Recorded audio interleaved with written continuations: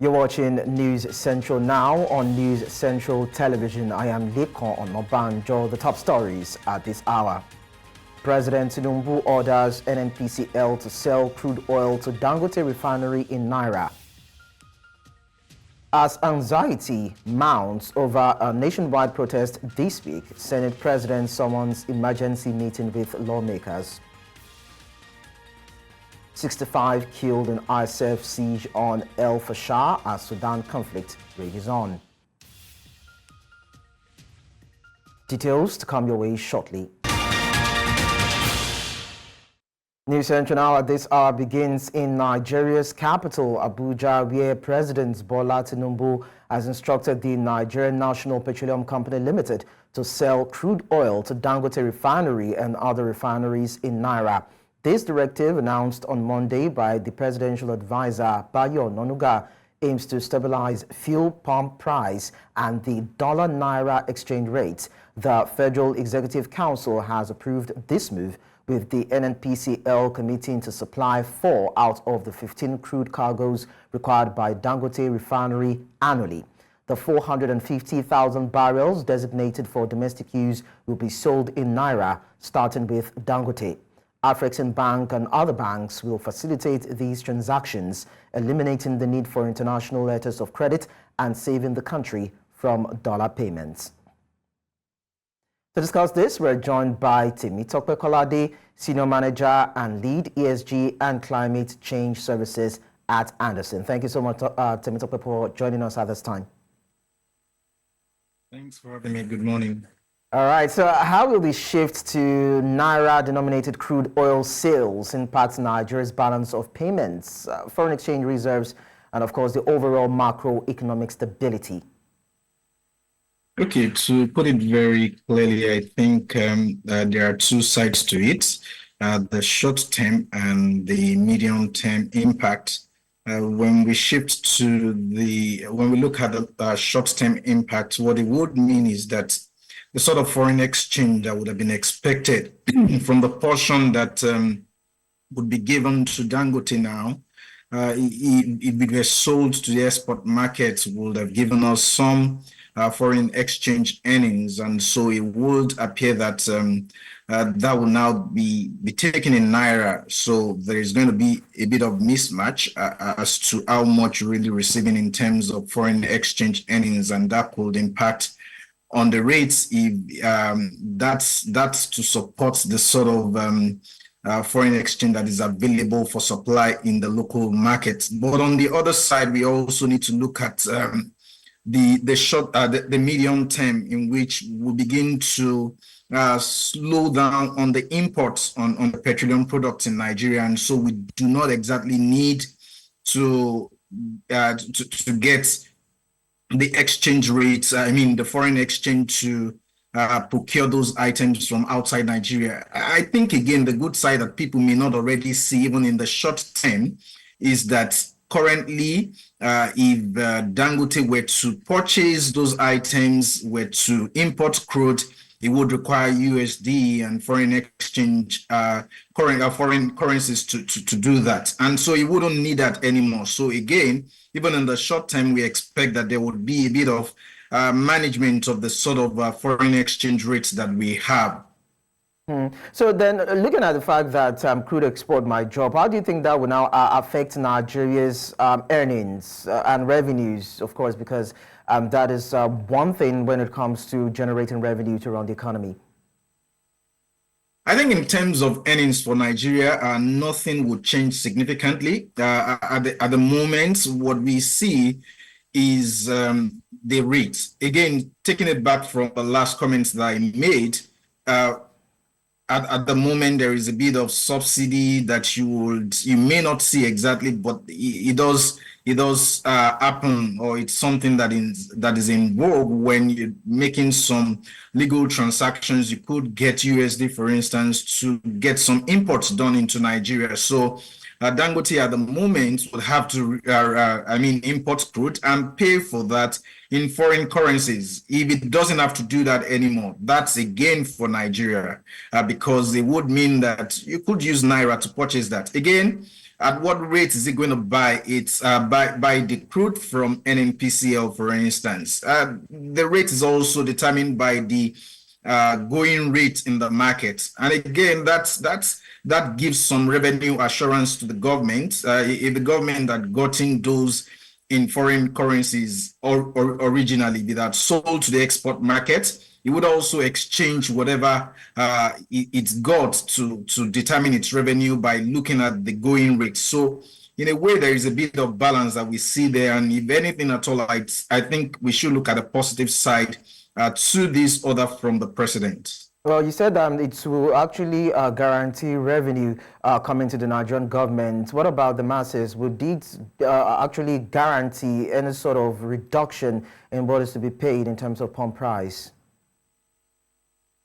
Well, in the long run, it should, because we would expect that if you cut out all of the logistics that would have been done if we were importing from outside of Nigeria the petroleum products, it would mean that we should get it at a better price because we now produce locally.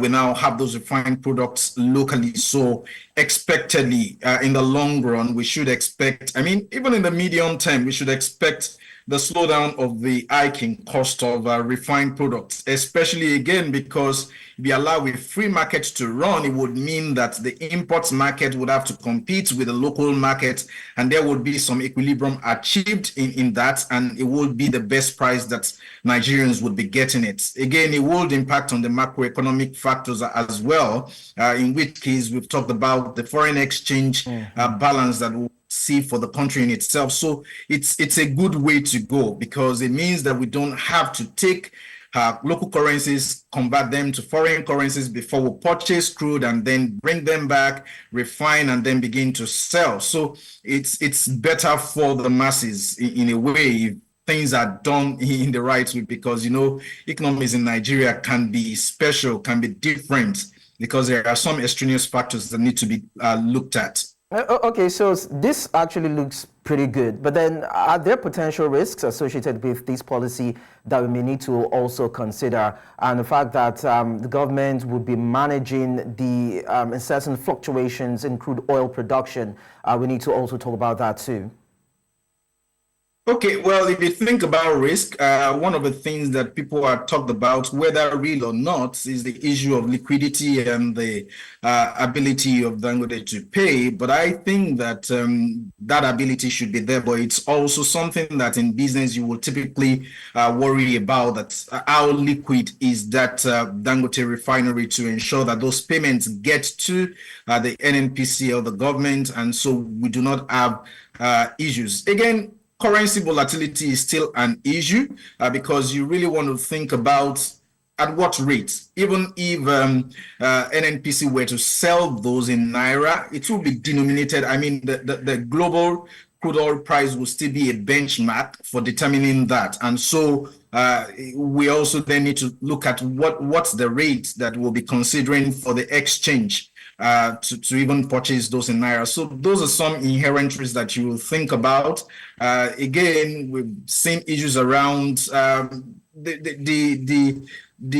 ability of the regulator to warm up to the new operator within the system, and so the market acceptance is something that we might also want to consider, but I would like to see the positive sides much more than the negatives, but the risks are there, and there are things that I believe that the parties could work out things to deal with such and ensure that we have a smooth sail. All right. Thank you so much, Temitope Kolade, for talking to us. Thanks for having me again. Following allegations of mismanagement of proceeds from crude oil sales by Nigeria's National Petroleum Company Limited, the National Civil Society Council of Nigeria has absolved the National Oil Company of any blame. The council, while speaking to newsmen in Abuja, says that it carried out an extensive investigation into the allegations made against the oil giant and met with senior officials of the NNPCL while critically assessing their books, but found no proof against the oil corporation. Management of NNPC Limited presented to us the original audited account of NNPC which was found free of any verifiable fraud. Napkins is now scrapped, and power to transition from NNPC to NNPC Limited, proper stock taking and audits was conducted and made public. Hence, the alleged missing fund is unfounded and unsubstantial even in the said AGF report. National Civil Society Council of Nigeria will make record available to members in our planned National Civil Society conversation on the petroleum industry and PIA by next month, where this issue shall be laid to rest once and for all. In the former NNPC corporation, there is what we call NPDC. That is the upstream arm that deals. There is what we call napkins. That deals with investments. There is what we call NNPC, which is like the parent company. Each of these sectors have their strength defined by the then former. Away from that to some legislative matters now. Senate President Godswill Akpabio has announced that the new national minimum wage will be applicable nationwide. He made this statement on Monday during the signing ceremony of the Minimum Wage Act Amendment Bill into law by President Bola Tinubu at the State House in Abuja. The President of the Senate, while commending the President after the weekly Federal Executive Council meeting, says that the action by the President is a victory for Nigerian workers and proof of his commitment to improving the welfare and well-being of the citizens. Well, I'm ecstatic. I'm excited about the Nigerian worker. And the National Minimum Wage Amendment is for the whole nation, for the federal government, for the states, for the local governments, for the private sector, and even for individual employers. So I think this is a great day for the workers in the country. We are not only doubling the minimum wage, we have added something on top. Initially it was 30,000, now it is 70,000. Like I said, this is minimum. This is not maximum. Any employer that has a capacity can pay as much as you want, but no Nigerian worker will offer services and be paid anything less than 70,000 from today. That is the implication of this act. It applies all over the nation. And we're excited that this is happening at a time like this, through President Bola. Meanwhile, the Senate President Godswill Akpabio has called for an emergency meeting of the Senate. A circular signed by Clerk Chinedu Akubueze on Monday stated that the meeting is of national importance, but did not provide further details. The meeting is scheduled for Wednesday, July 31, 2024, just a day before the planned nationwide protest against hunger and hardship. The National Assembly had begun a 7-week recess and was expected to reconvene on September 17, 2024.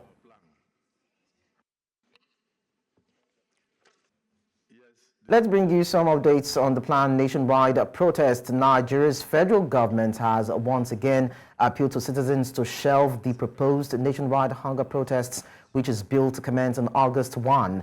Nigeria's Minister of Information and National Orientation made this known after the weekly Federal Executive Council meeting in Abuja, saying President Bola Tinubu has already commenced implementation of demands being made by the protesters. This is a listening government. The president has listened to the voices of all those who are planning this protest. And the message is that there is no need for it. Indeed, the president is already protesting on their behalf by doing those things that they want a government to do. Being able to bring to fore.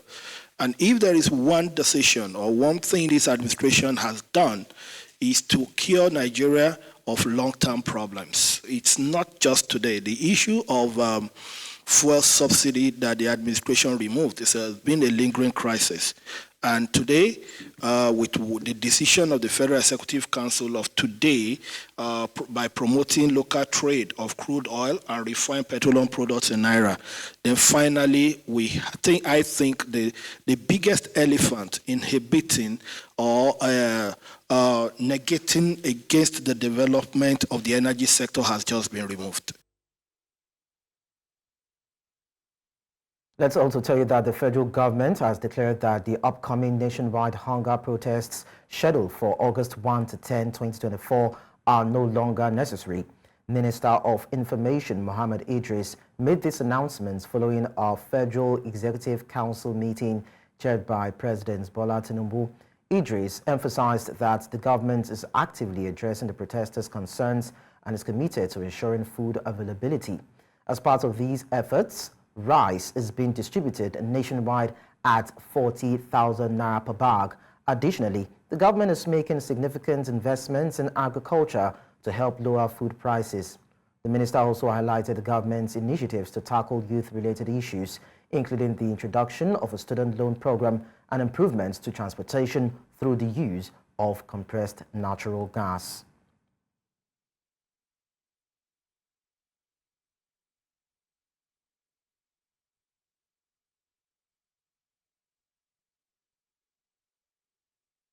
Now, the Lagos State Police Public Relations Officer Benjamin Hundeyin has confirmed the arrest of 32 suspects following a violent attack on a Ministry of Education team at the Federal College of Education Technical in the Akoka area of Lagos State.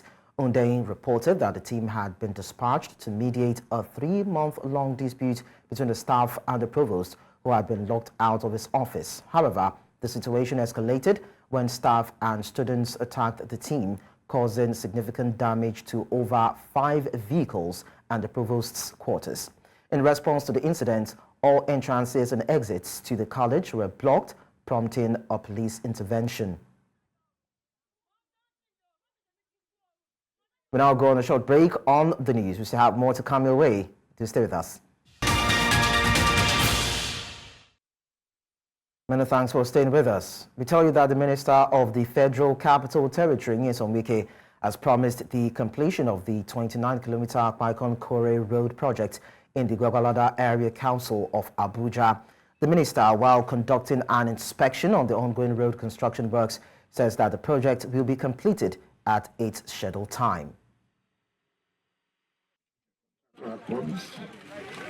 By December, they were completed and handed over. Is a 9-kilometer road. It's interesting because one of the rules that the Secretary directed in the satellite town that must be completed. I thank God, and I believe in the contractor's record that they will live up to expectations. I thank the area council chairman of Abuja for the support is given to the contractor. We now bring you updates on the petrol scarcity witnessed in some parts of Nigeria. Fuel queues have once again resurfaced in the nation's capital, Abuja. Motorists who spoke to News Central said they spent long hours on the queue as it is becoming more difficult to buy fuel. They say that they are being forced to patronize black marketers who are using the opportunity to raise their prices between 1,100 naira and 1,300 naira per litre. News Central's Emmanuel Bagudu reports. This is the most popular NNPC fuel station located here at the Central Business District, Abuja, where a litre of petrol is sold for 617 naira. Now that means a lot of motorists patronize the station. Unlike yesterday where the motorists say they came in here to buy fuel without any stress. They said this morning they woke up only to find out that the queues are resurfacing. A situation they say they find disappointing and are not finding funny at all. Black marketers resisting arrest by law enforcement agents. Many of them seem to be having a field day as the fuel queues resurface in the nation's capital, Abuja. The motorists have no option but to patronize them. I was even expecting for up to 30 minutes, but the situation on ground now, the management made us to understand that it is only 2 pumps working. They came up with something, tally. So I don't know what it stands for. It is only when I get to the station then I will not know. But I just pray so that before my time, because it can finish any moment from now, although I have gone around within the other filling station, no one here now is selling apart from this, within this axis. I was here around 10 o'clock, but the light is moving small, but it's not much. And now I'm near the filling station. Maybe between 30 minutes or 15 minutes I can get the fuel. And as you speak, I wouldn't say why I am on this queue, because every 2-3 months I pass through this road and I get my fuel. Maybe spending like between 10 and 15 minutes, depending on the number of vehicles that are in the station. But this morning, waking up to buy some fuel, and seeing this queue is just a big shock. Actually, I've not gone close to the filling station to ask why we were having this queue, but I believe it may be as a result of this impending protest. They are trying to, reduce movement on that day. I've been around like 2.5 hours now, queuing, just to have fuel here. So I don't know what is the actually cause of the fuel scarcity. I don't know, I cannot say. Honestly, it's not a very funny experience. I've been here for like close to 2 hours now. I have businesses to attend to. Today is Monday, and I'm supposed to go around checking on my business and be productive. You look at me, standing here or sitting here, waiting here just to buy fuel. I don't know how we got to this point. I woke up this morning with the normal intention of going to work, and then dropping off my family in their, where they are going to, only to realize that my fuel wasn't going to take me. So I said, okay, let me just stop over to, any filling station as usual, and then just get refill and then, set off for my daily activity. And I realized that every filling station I passed, this is the situation. Some of them expressed their displeasure, but make suggestions on how to bring an end to the recurring fuel queues. What I'm after is that they should please support Dangote refinery so that we can, at least those kind of queues can at least crack down. If we have leaders who have the interests of the citizens at heart, I'm sure situations like this wouldn't have, come to play in the first place. So it's really disappointing. I'm not really happy. There are some people down there, who are benefiting from all these problems that we are facing in this country, who are trying to jeopardize his efforts. I say, please, Nigerians, we should wake up. Whoever wants to make this country, better should be encouraged, especially one like Dangote. The government should do all it can to make sure that we refine what we produce. It is anticipated that these queues will reduce in coming days, as government is seen to be making effort round the clock to reduce the hardships of Nigerians ahead of the Thursday, August 1st nationwide protest. In Abuja, for News Central, I'm Emmanuel Bagudu. Thank you so much, Emmanuel, for that detailed report. Let's now head to north-central Nigeria, where motorists in Jos, the capital of Plateau State, have called on the government of the day to implement measures that will ensure the availability of premium motor spirits in the country. The call was necessitated by the scarcity of petrol in many parts of the country, with Plateau State not being an exception. News Central's Chizoba Anyonwe monitored the scarcity of the commodity in Jos and sent in this report. Over the past 4 weeks, many petrol stations had been out of stock. The few stations that have the commodity sell at exorbitant prices, ranging from 817 naira per litre to 850 naira per litre. This has been a source of worry for many as they wonder what the regulatory agencies are doing to bring the sorry situation to an end. More incredible is that no one seems to know what the exact cause of the scarcity is. Monitoring the city center for an update of this situation, News Central discovered that many oil marketers in Jos are out of stock, and motorists are not comfortable with this. Nigeria is an oil-producing nation, so I'm yet to understand this kind of happenings. Since yesterday, since last week, some people have been here. This morning, my own car slept. Since on a Saturday, we are here again. Right now, we are still waiting they have not started selling the product. Yesterday I had a program in the evening, and after the program, I left one of my sons here. So I came back around 10 in the night, so I slept here. We slept here until this time, but this very station has been doing well for the past days. For them, the high cost of living, suffering of the masses, and unavailability of this commodity is beginning to affect every facet of life. The government should double up and see what they can do to see that this fuel is supplied regularly and is sold to people at a price that is affordable. How do you explain to the world a country that is producing oil and you find queue in that country? What is happening? I don't know why. People are not even talking of the money aspect, now the monetary aspect. They are talking of the availability of the product. You can see suffering. Women suffering, children, suffering. Some people come around to get the fuel. There is no way, no means of getting it. People are suffering. It is actually drizzling at this time, and with the cold, it is 17 degrees centigrade on the plateau, and these motorists have been here, many of them actually slept here to ensure that they get this commodity. Unfortunately, they have been here for days and they have still not gotten it. Sadly too, they are not even sure of getting this commodity today. They are calling on government to ensure that everything possible is done to make this commodity, the PMS, available for them. In Jos, the Plateau State capital, Chizoba Anyonwe reporting for News Central. Away from fuel scarcity related stories, but still in the eastern part of Nigeria, I will tell you that Abia State Governor Alex Oti recently announced his plans to demolish the existing government house in Umuahia and reconstruct a new one in the same location.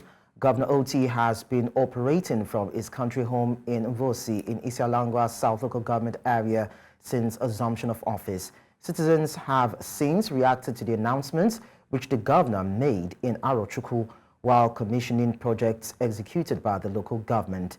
News Central's Chinwe Ogele reports. The present government house in Umuahia has been in existence since 1991. In 2012, the then governor of the state, Theodore Orji, laid a foundation for the construction of a new government house but did not complete the project before leaving office. His successor, Okeze Ikpeazu, did not do much on the project. The desire to get a new government house by this administration is one born out of outcry by the citizens of the state to have a befitting government house. Today, I'm not operating from the government house in Umuahia because there's no government house. Everywhere is dilapidated and decayed. The option would have been to use the money I used to pay pensioners to begin to retrofit the government house. But I felt I could operate from anywhere while doing the most important things first. And I'm glad to report that before the end of this year, we are going to bring down those dilapidated buildings. The continuous construction and completion of the new government house that was embarked upon by the government of Theodore Orji many years ago is what many citizens of Abia State had expected to happen with this administration. The citizens do not consider building a new government house a priority, since the project will involve huge sums of money. He knows the reason why he wanted to demolish and rebuild, which is not proper. It will not help us because we, Abia State, we need money. Because I'm sure the other one are completed here. So when I complete the other one, may I do standard, I think it's okay than burning another new money for Abians, because I can want to change again. Some people say government should also consider the appropriate location for the government house. I feel that place is better, and moreover, when you come to Umuahia, they call that place a secretariat. The office and some other things concerning government are all that way. So I think it's better they put it that way too. No one knows what the government plans to do with this space that it has already provided for the construction of a new and befitting government house for Abia State. In Umuahia for News Central, Chinwe Ugele. To health matters now, the Delta State government joined the rest of the world to commemorate this year's World Hepatitis Day. World Hepatitis Day is marked on July 28 every year to raise awareness about the global burden of viral hepatitis and to influence real change. This year's theme is It's Time for Action. News Central's correspondent Austin Azu completes this package. The Delta State Ministry of Health, through the Primary Healthcare Agency, stormed some major roads in Asaba, the state capital, to create awareness about one of the prevalent diseases in the society, hepatitis, and to promote its prevention and treatment. But how much do people know about this very infectious disease? I'm not aware about hepatitis. I only saw them at the gates and I asked. That's why I'm here to come and check my status. Well, hepatitis is a disease, and I know it transmits from B to C, and I'm aware it is deadly. I know about it 10 years ago. Experts say hepatitis is a viral infection known as a major cause of liver disease, which leads to death if not promptly and properly managed. While speaking on the various types of hepatitis, some spoke on its causes, symptoms, and possible treatments. So we have organisms called viruses that cause hepatitis, and there are various types of hepatitis. We have hepatitis A, B, C, D, and E. And hepatitis, as I just mentioned, can affect the liver. If left untreated, it can affect the liver and lead to what they call liver failure, liver disease. And it's usually transmitted via blood transfusions and via unprotected sexual intercourse with anyone who has the infection already. But this hepatitis patient who shared how he has been managing his health called for adequate awareness and screening of blood before transfusion. It's been quite tough and challenging for people who are living with hepatitis in the States. And for me, it's been difficult, but I've been able to find a way around it to still keep on with activities. And that's why we are collaborating with the State Ministry of Health to organize this program. It's actually our program. Free screening for hepatitis was carried out at the State Secretariat Clinic for individuals. In Asaba, for News Central, Austin Azu. Coming up on the news, Morocco grants amnesty to 3 journalists held for years. We'll bring you more details of this after this short timeout. Join us again.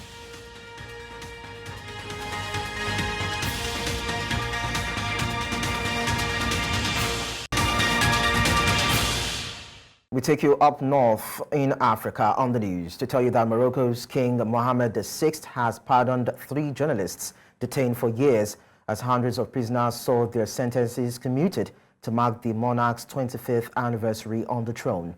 Omar Radi, Soleimani Rezoni, and Taufik Bakrain, as well as historian and rights advocate Marty Monjib, were among the 2,476 people pardoned. Rights groups, including Reporters Without Borders, had denounced the jailings of Radi and Rezoni, detained since 2020 on charges of sexual assault they deny. Human Rights Watch has accused Morocco of using criminal trials, especially for alleged sexual offenses, as techniques of repression to silence journalists and government critics. Morocco ranked 129th out of 180 countries on ISF's 2024 World Press Freedom Index. It is known. In the east of the continent, at least 65 people, mostly children, have been killed since Saturday in bombardments by the paramilitary rapid support forces in El Fasher city in Sudan's Darfur region. The capital of North Darfur State is the largest city in the vast western region, not yet under the control of the RSF, who have besieged the city since May. The war between the RSF and Sudan's regular army has been raging since April last year. The El Fasher Resistance Committee said in a statement that in just 3 days, the RSF has killed more than 43 children, 13 women, and 9 men. They added that more than 70 rockets were launched in just one day by the Janjaweed militias at hospitals, homes, mosques, and markets.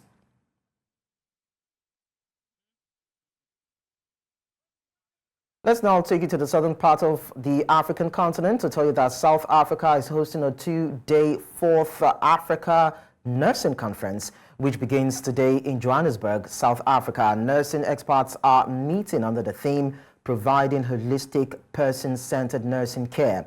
The conference is set to look at the importance of capacitating the profession to reposition it as a driving force in building sustainable and resilient health systems.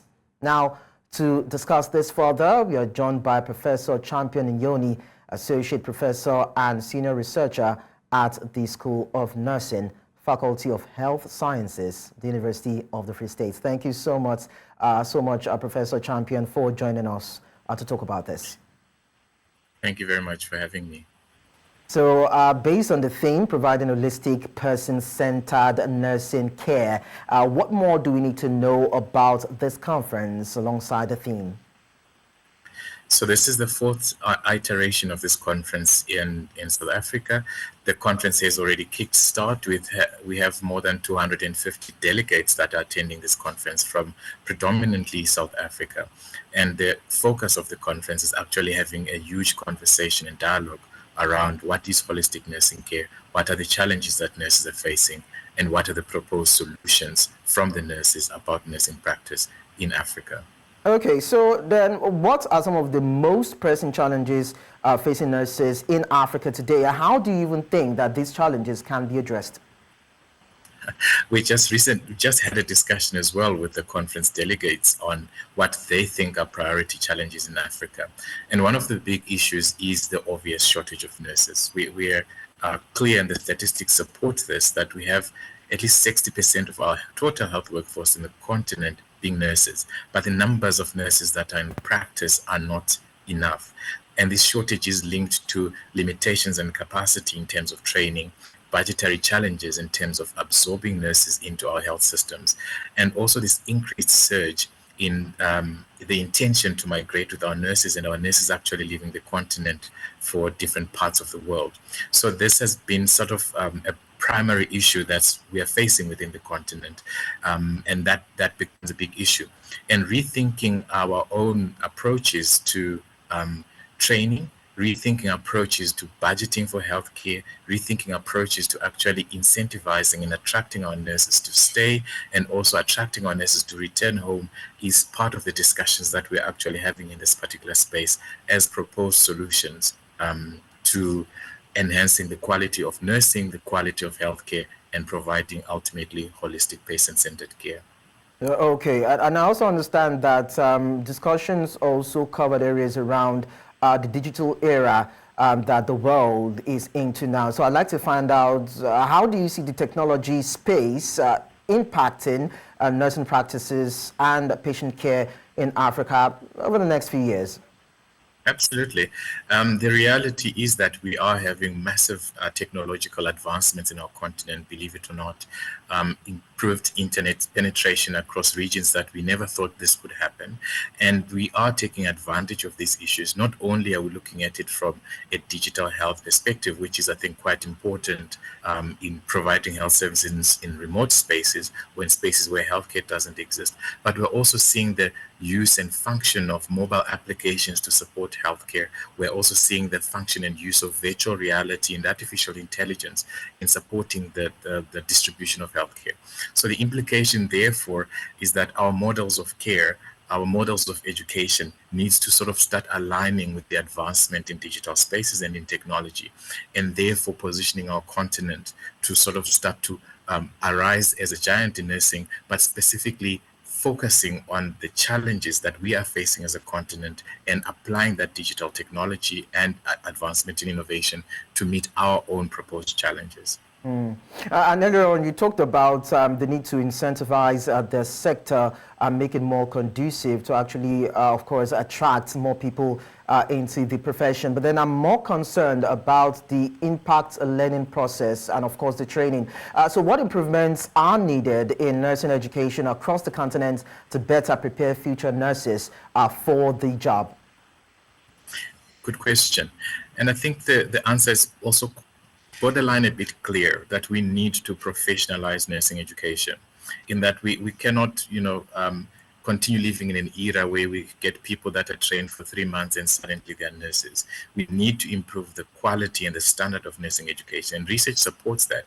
The higher the quality of education, the better the patient outcomes. So improvement in the quality and standards of education, improved regulation of nursing education, including enhancing the quality of those that are preparing the nurses, actually becomes a sort of a proximal direction to improving nursing in our space. So I also wanted to add an issue that we also need to position those that are in the leadership of nursing and nursing education to be able to advocate for these priorities in a language that is user-friendly and easy to understand for those that are beyond just nursing, such that these issues that are priority for nursing become priority within the political space, priority within the legal space. Then we can move the profession a bit forward. Thank you so much, Professor Champion Inyoni, and I wish you happy deliberations. Thank you very much, and all the best. Now, we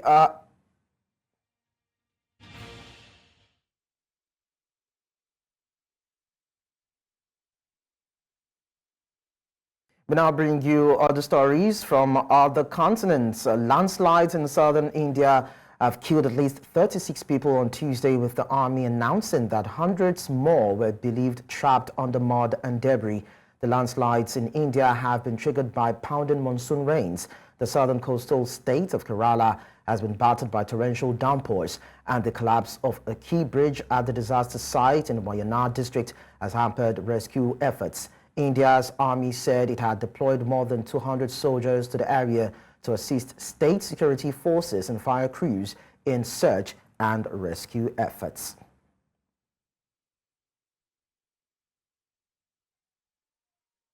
Still in the country, an Indian passenger train derailed and several of its cars overturned on Tuesday, killing at least 2 people and injuring 20 others. The Ora-Mumbai Express derailed near Jamshedpur in the eastern state of Jharkhand at around 4 a.m. local time. The accident happened after a goods train coming from the opposite side derailed and collided with the passenger train as it passed by. Around 18 train coaches were thrown off the tracks, with rescue operations ongoing to clear the site. According to official records, an average of 20,000 people died each year between 2017 and 2021 in rail accidents. At least 1 person has died in Venezuela as security forces try to break up protests triggered by a hotly disputed election result that gave Venezuelan President Nicolas Maduro a 3rd term in power. Venezuelan security forces fired tear gas and rubber bullets at irate protesters, challenging the re-election victory claimed by Maduro, challenged by the opposition and questioned by many other countries. Thousands of people flooded the streets of several neighborhoods of the capital, chanting, "Freedom, freedom," and "This government is going to fall."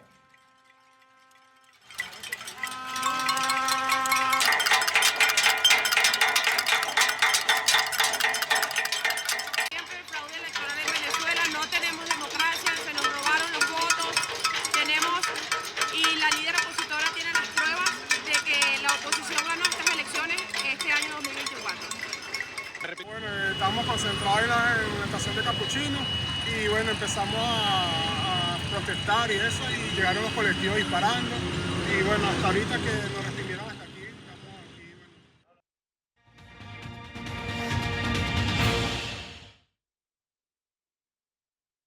In sports, the Nigeria Football Federation has requested for applications from qualified candidates for the vacant position of the coach of the under-20 men's national team.